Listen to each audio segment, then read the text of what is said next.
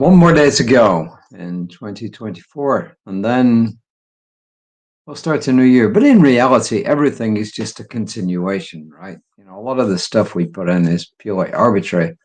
And things like New Year's resolutions are things that seem to get broken more than they're actually put into place. But anyway, there it is. Maybe our writer will talk about that tomorrow. I don't know. Today she's talking about intervulnerability. And she says that intervulnerability is our salvation. And the first quote she puts forward is from Miriam Greenspan, who, according to what I see on the internet, is, let me see, she's an internationally renowned psychotherapist, author, public speaker, workshop leader, and poet. So there you are. More importantly, what does she say? Well, she says, built in our intervulnerability is our salvation. Because awareness of the mutuality of suffering impels us to search for ways to heal the whole, rather than encase ourselves in a bubble of denial and impossible individualism. Well, as we've been looking at different times, we are creatures who thrive in community. We are social creatures, whether we like to think it or not. Even the ones of us who are introverts are social creatures. And introvert, extrovert, I think they're often misused a lot. For instance, I'm not a social butterfly, but my wife is. I love speaking in front of crowds of people. She doesn't. What is an introvert? What is an extrovert? I don't know.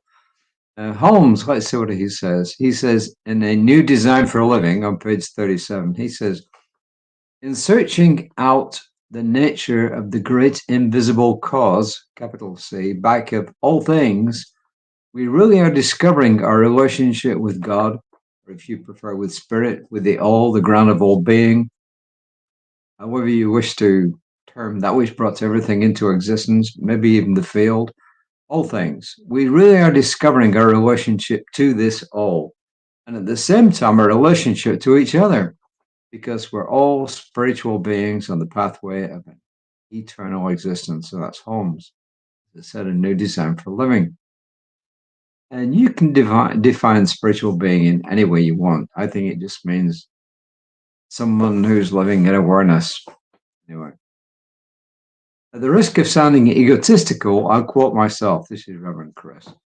The most important relationship in the world is the one that's right in front of you, the person in front of you, the object in front of you. This was repeated back to me in a recent conversation, and I thought, oh, that's good. I often think the only relationships worth putting my best foot forward in are the ones that are going to be around for a while. And then she quotes, friends, family, my spouse, the grocery store clerk who's always there. These people deserve my time and my attention. But what about those people I'll never see again? Like the person on the other end of Apple's customer service line, the folks I pass on the road, or the clerk at the gas station. They might get my grumpy, inattentive self. As I dive deeper into the idea of intervulnerability, I realize that my fate is just as intertwined with the lives of people I only meet once as it is with those whom I see every day. My divinity, my beingness, is reflected in treating every relationship as the most important one while I am in it, whether it lasts for 5 minutes or 50 years or 77 years, as in the case of Jimmy Carter, President Jimmy Carter, who just passed away, and his wife. If we truly embody oneness, we need to act on it with our love, time, and attention, not with just our words. Every being on the planet is an individualized expression of spirit, deserving of the best of God from me and from you. And speaking of Jimmy Carter, I guess he's the perfect example.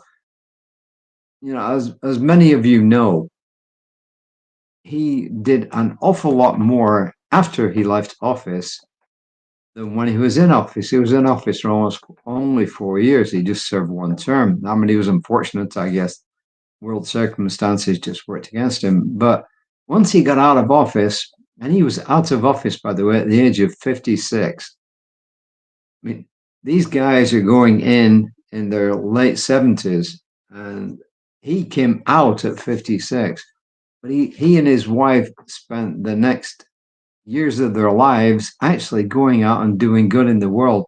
So I am certain that he embodied this principle that the most important person to you is the one who's in front of you right now, whether you'll ever see them again or not. So I think we have a perfect example of someone who just passed yesterday of being truly an exemplary human being and exemplifying this intervulnerability because he truly believed it.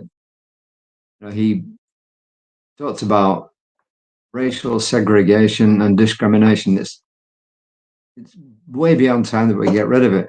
People who don't have housing, Habitat for Humanity, let's go and help them. So I think we have a perfect example there. And I think this fits in perfectly with this reading. Do you think? I think so. I don't think it needs any more explanation from me.